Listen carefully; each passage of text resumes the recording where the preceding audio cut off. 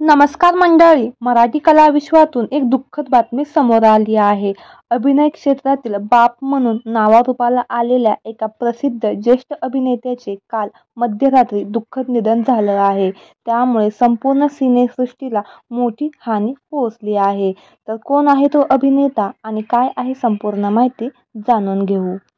ज्येष्ठ दिवंगत अभिनेत्री रीमा लागू यांचे पती ज्येष्ठ अभिनेते विवेक लागू यांचं वयाच्या 74व्या वर्षी निधन झालं आहे. त्यांच्या निधनाने कलाविश्वावर मोठी शोककळा पसरली आहे. विवेक लागू हे मराठी चित्रपट आणि टीव्ही जगातील एक प्रसिद्ध नाव होते.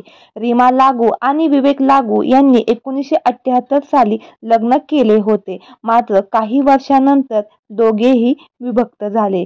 या जोडप्यास अभिनेत्री मृण्मयी लागू मुलगी देखील आहे. 2017 साली रीमा लागू यांचं हृदयविकाराने दुःखद निधन झालं होतं.